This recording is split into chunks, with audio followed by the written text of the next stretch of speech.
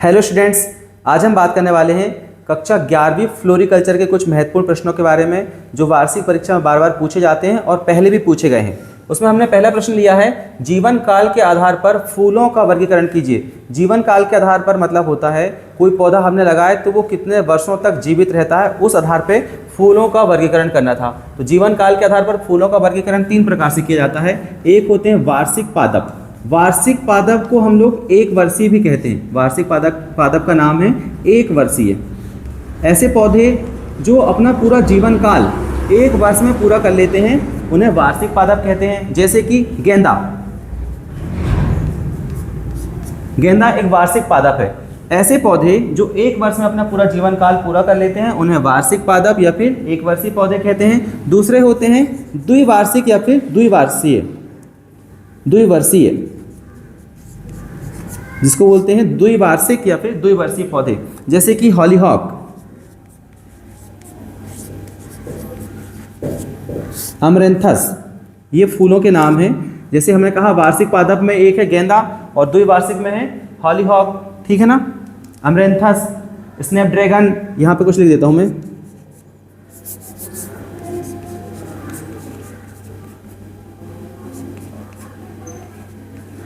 Snapdragon, hollyhock, ये द्विवर्षीय है। और फिर होते हैं बहुवर्षीय पादप। बहुवर्षीय मतलब होते हैं ऐसे पौधे जो अपना जीवन काल 2 वर्ष से अधिक जिनका जीवन काल होता है उन्हें बहुवर्षीय पादप कहते हैं। एक बार फिर समझते हैं, जीवन काल के आधार पर फूल 3 प्रकार के होते हैं, वार्षिक पादप, द्विवर्षीय पादप और बहुवर्षीय पादप। वार्षिक मतलब कि ऐसे पौधे जो अपना पूरा जीवन चक्र एक वर्ष में या एक मौसम में पूर्ण कर लेते हैं उन्हें वार्षिक पादप कहते हैं, जैसे कि गेंदा। द्विवर्षीय पौधे मतलब कि ऐसे पौधे जो अपना जीवन चक्र 2 वर्ष में या 2 मौसम में पूर्ण करते हैं उन्हें द्विवर्षीय पादप कहते हैं, जैसे कि हॉलीहॉक, स्नैपड्रैगन, एमरेंथस। और बहुवर्षीय मतलब होता है ऐसे पौधे जो 2 वर्ष से ज़्यादा आयु तक जीवित रहते हैं या कई वर्षों तक जीवित रहते हैं, उन्हें बोलते हैं बहुवर्षीय पादप। जैसे कि होता है गुलाब, गुलाब एक बहुवर्षीय पादप होता है ना, ये गुलाब है बहुवर्षीय पादप। फिर हमने दूसरा क्वेश्चन लिया है, आंतरिक बागवानी क्या है और आंतरिक बागवानी के लिए कौन कौन से पौधे उगाए जाते हैं, उनमें कौन कौन सी विशेषताएं होती है। आंतरिक बागवानी का मतलब होता है, देखिए समझते हैं अपन। पौधे 2 प्रकार के होते हैं। एक पौधे ऐसे होते हैं जो सनलाइट में रहना पसंद करते हैं, सूर्य प्रकाश में ही रहना पसंद करते हैं। अगर उनको पर्याप्त मात्रा में सूर्य प्रकाश नहीं मिलेगा तो वो अपना जीवन चक्र आसानी से पूर्ण नहीं कर पाएंगे, वो बीमार हो सकते हैं और उनकी ग्रोथ रुक सकती है। और कुछ पौधे ऐसे रहते हैं जो सूर्य प्रकाश में भी जीवित रह सकते हैं और सूर्य प्रकाश के बिना भी जीवित रह सकते हैं। उन पौधों को हम अपने घरों के अंदर उगा सकते हैं, उन्हें बोलते हैं हम आंतरिक बागवानी। दोबारा समझते हैं, पौधे 2 प्रकार के होते हैं। एक जो घरों के बाहर अपना जीवन चक्र पूरा करना चाहते हैं, उनको प्रकाश की आवश्यकता होती है। और दूसरे पौधे ऐसे होते हैं जिन्हें सूर्य प्रकाश की आवश्यकता नहीं होती, बल्कि वो घर के अंदर के प्रकाश में भी अपना जीवन चक्र आसानी से पूर्ण कर सकते हैं, तो उन्हें हम बोलते हैं आंतरिक पौधे। जैसे हम बेडरूम में लगाना चाहते हैं, ऑफिस के अंदर, कार्यालय में, क्लास के अंदर जो पौधे हम उगा सकते हैं, गमलों में जो पौधे लगे रहते हैं, उन्हें बोलते हैं आंतरिक बागवानी। और ये घरों की सुंदरता बढ़ाते हैं और घरों के वातावरण को भी शुद्ध करते हैं। जैसे कि घर के अंदर की ऑक्सीजन की मात्रा को ज़्यादा कर देंगे, उसमें सुंदरता बढ़ा देंगे, आकर्षक दिखेंगे और वहाँ की आर्द्रता और वहाँ की नमी को ये कम कर देंगे। तो ये आंतरिक पौधे होते हैं। जैसे आंतरिक पौधों में हमने कुछ रबर के पौधे लगा सकते हैं या फिर स्नेक प्लांट लगा सकते हैं।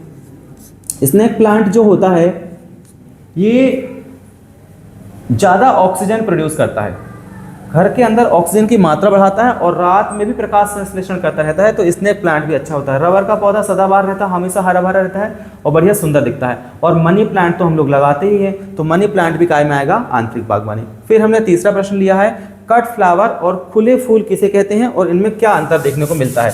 कट फ्लावर और खुले फूल के लिए हम एक स्टूडेंट को बुलाते हैं और उससे जानते हैं कि कट फ्लावर और खुले फूल में क्या अंतर है। आ जाइए, ये माइक ले,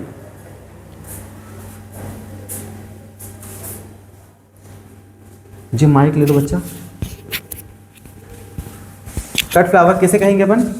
कट फ्लावर ऐसे फूल जिन्हें डंठल के साथ काटा जाता है उसे कट फ्लावर कहते हैं।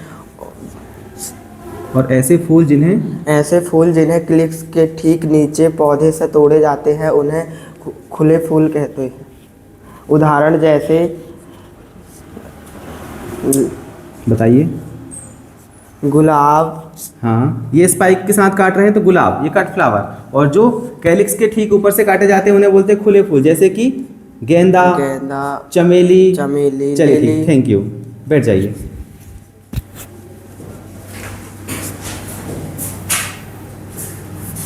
देखिए समझते हैं कट फ्लावर और खुले फूल में क्या अंतर है। कट फ्लावर मतलब होता है ऐसे फूल जो एक पूरी डंठल के साथ या स्पाइक के साथ काटा जाता है। जैसे आपने देखा होगा गुलाब के एक फूल जो पूरी की पूरी डंठल के साथ बिकता है, एक फूल बिकता है, तो वो कहलाएगा कट फ्लावर।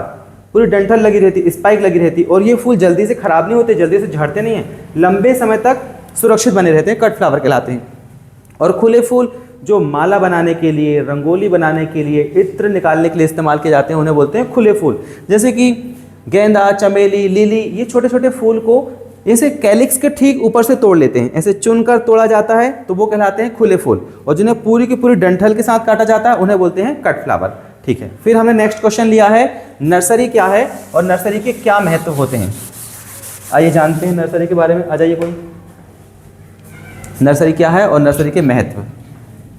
नर्सरी क्या है? ऐसे क्षेत्र जहाँ पौधे तैयार किए जाते हैं नर्सरी कहलाते हैं। नर्सरी के महत्व, नर्सरी में पौधे का देखभाल आसानी से कर सकते हैं, इसमें कम लागत आती है और रखरखाव अच्छे से कर सकते हैं। Thank you. रख दीजिए वहीं पे। देखिए नर्सरी क्या है, तो नर्सरी एक छोटा सा क्षेत्र है, कोई भी भूखंड हो सकता है, कोई भी क्षेत्र हो सकता है, जहाँ पर छोटे छोटे पौध या फिर पौधे तैयार किए जाते हैं। बीजों को बोकर छोटे छोटे पौधे उगाना, उन्हें तैयार करना, उनकी देखभाल करना, जहाँ पे ये सब कार्य किए जाते हैं उस क्षेत्र को बोलते हैं हम लोग नर्सरी। नर्सरी जैसे कि एक बात और समझते हैं अपन, जैसे कोई इंसान गेंदे की खेती करना चाहता है तो डायरेक्ट गेंदे को वो खेतों में तो नहीं बो सकता कि छोटे छोटे बीज ले जाकर वो खेतों में बो दे, ऐसा नहीं करता। पहले उन बीजों को वो एक थोड़ी सी जगह पे मिट्टी तैयार करेगा और वहाँ पे छोटे छोटे बीजों से फिर पौधे उगाएगा और उन पौधों को निकालकर फिर मुख्य खेत में उसको ट्रांसप्लांट करता है।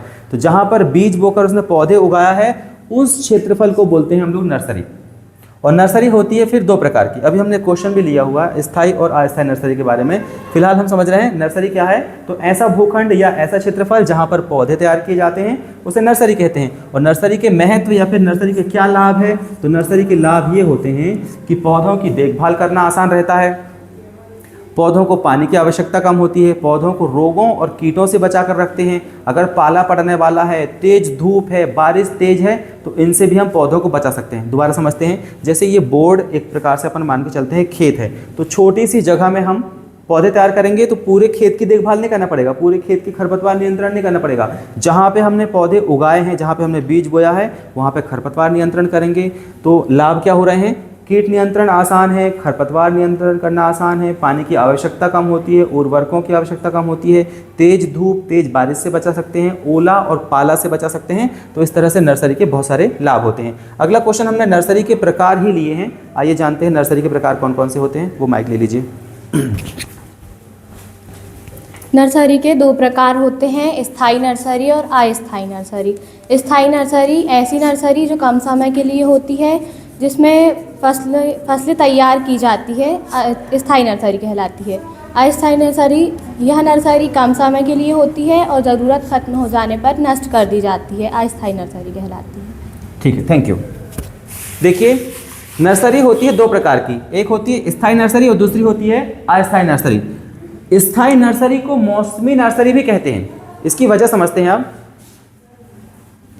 एक ये क्वेश्चन आता है कभी कभी खालिस्तान में या फिर दूसरे ऑब्जेक्टिव टाइप में पूछता है, अस्थायी नर्सरी को और खालिस्तान के नाम से जाना जाता है और क्या कहते हैं, तो वाणिज्य नर्सरी कहते हैं। इसको समझते हैं पहले। स्थायी नर्सरी क्या है, जैसे अभी अपन ने एग्जाम्पल बात कर रहे थे, कोई किसान गेंदा की खेती करना चाहता है और वो गेंदा की खेती करने के लिए किसी भूखंड में उन्हें थोड़ी सी मिट्टी को साफ किया, कंकड़ पत्थर बीन दिया वहाँ के, और वहाँ पर उन्हें बीज बो दिया, तो वो अस्थायी नर्सरी है। जब उसके पौधे तैयार हो जाएंगे और वो उसने गेंदा को अपने खेतों में लगा दिया तो वो उसकी नर्सरी खत्म हो जाएगी, तो वो कहलाएगी अस्थायी नर्सरी। सॉरी वो कहलाएगी अस्थायी नर्सरी। हमें गलत लिख दिया पूरा।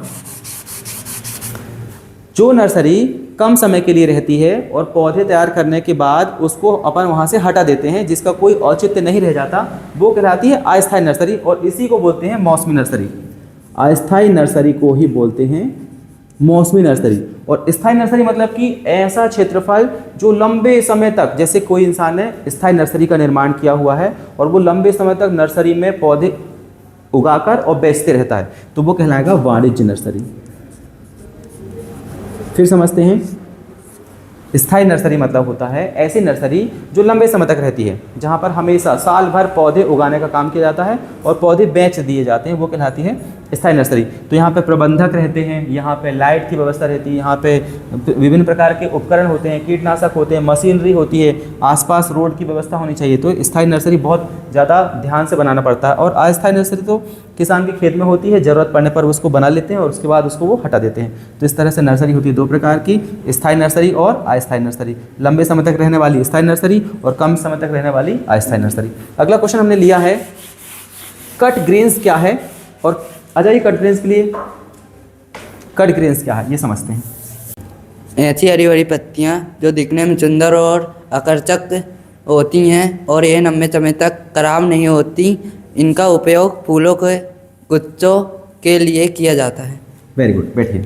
देखिए कट ग्रेन्स क्या है, तो जो गुलदस्ता होता है, अपन लोग जब किसी को गुलदस्ता देते हैं तो गुलदस्ता में फूलों को सजाने के लिए, जैसे गुलाब लगा है, बहुत सारे हमने कट फ्लावर या फिर बहुत सारे फूलों को ले लिया, चलिए गुलाब हटाते हैं, यहाँ पे हमने बहुत सारे फूलों को लिया है और उन्हीं फूलों के बीच में फिलिंग करने के लिए जो पत्तियाँ लगाई जाती हैं, उन्हीं पत्तियों को बोलते हैं कट ग्रेन्स। दोबारा समझते हैं, जो गुलदस्ता होता है, जब हम किसी को बुके या गुलदस्ता देते हैं तो उसमें फूलों के बीच बीच में जो पत्तियां होती है, हरी भरी जो पत्तियां लंबे समय तक बढ़िया दिखती हैं, साफ सुथरी दिखती हैं, हरी दिखती हैं, उन्हीं को कट ग्रेन्स कहते हैं।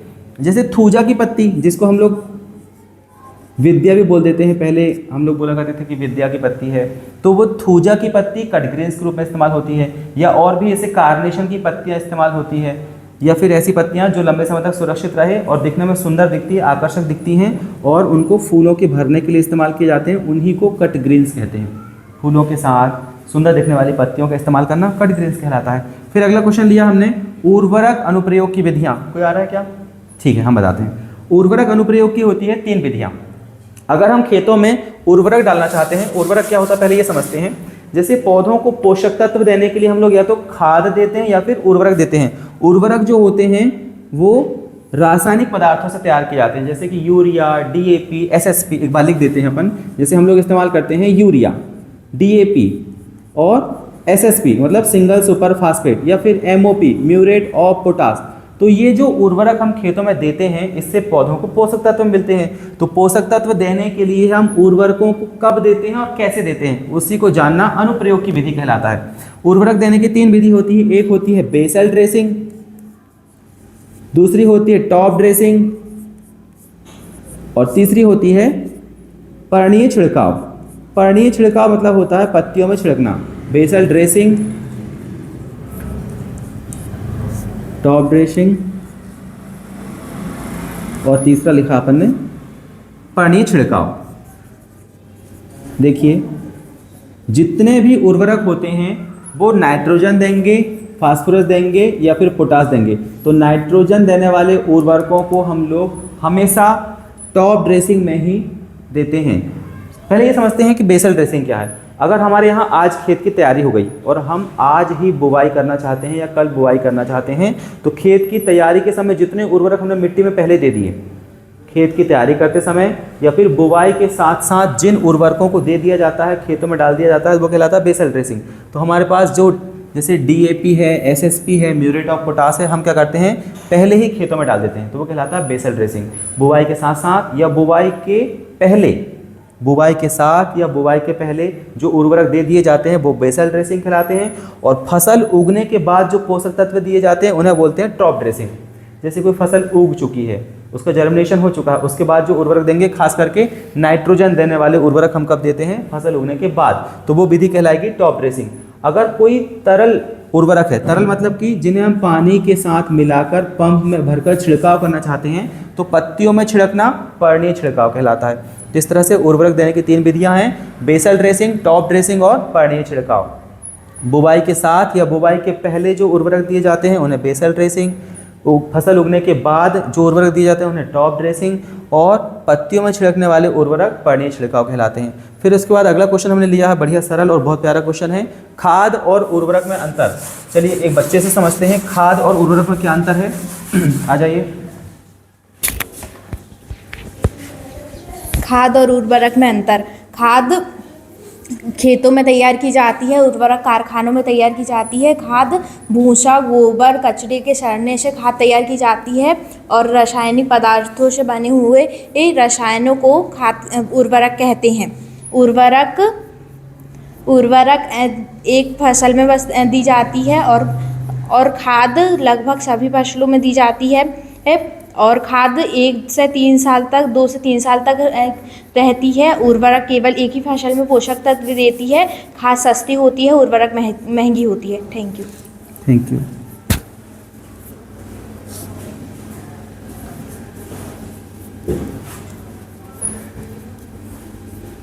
बहुत सारे अंतर होते हैं, लेकिन हम लोग कुछ थोड़े से 2-4 अंतर देख लेते हैं। पहले देखते हैं खाद जो होती है वो किसानों के द्वारा खेत में तैयार की जाती है।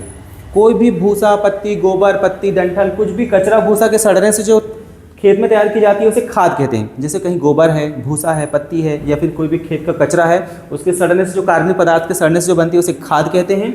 और कारखानों में जो रसायनों से बनाई जाती है उसे उर्वरक कहते हैं। दोबारा सुनते हैं, जो खेत में तैयार की जाती है उसे खाद, और जो कारखाने में तैयार किए जाते हैं उन रासायनिक पदार्थों को उर्वरक कहते हैं। एक बार खाद देने के बाद खेतों में लगभग 3 वर्ष तक पोषक तत्व रहते हैं। अगर आपने 1 वर्ष खाद दे दिया तो 3 वर्ष तक उसमें पोषक तत्व रहेंगे। और अगर आपने उर्वरक दिया है तो वो केवल एक फसल में देती है। एक वर्ष में जो एक फसल रहती है ना, तो वो केवल एक फसल में ही पोषक तत्व देती है।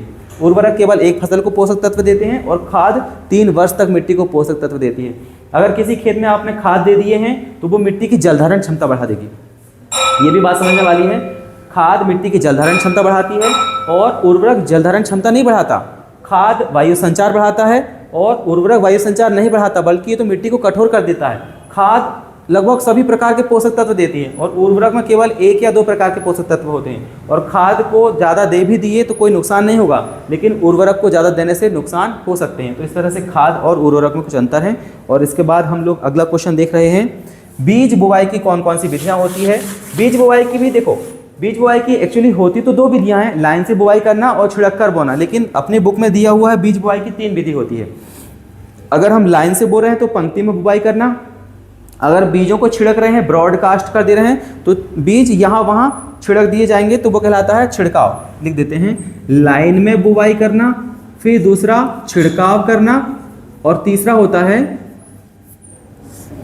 प्रो ट्रे में बोना। अभी ये नया तरीका आ गया है।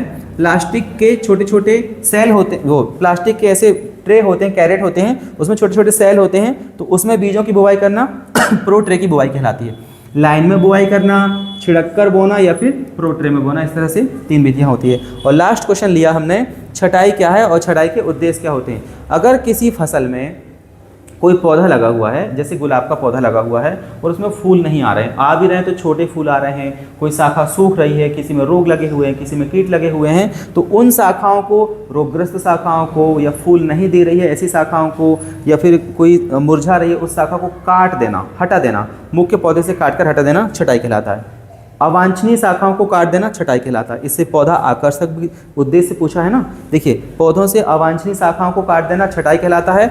अब छटाई के क्या उद्देश्य से छटाई क्यों कर रहे हैं, तो छटाई इसलिए कर रहे हैं ताकि पौधा आकर्षक दिखे, और पौधे के द्वारा जितने पोषक तत्व मिट्टी से लिए जा रहे हैं, या प्रकाश संश्लेषण से जितने पोषक तत्व अवशोषित किए जा रहे हैं, उससे बढ़िया बड़े फूल आएँ, पौधा आकर्षक दिखे, और उत्पादन भी अच्छा रहे, और रोगों और कीटों से भी हम फसल को बचा सकते हैं। इसलिए हम लोग छटाई करते हैं।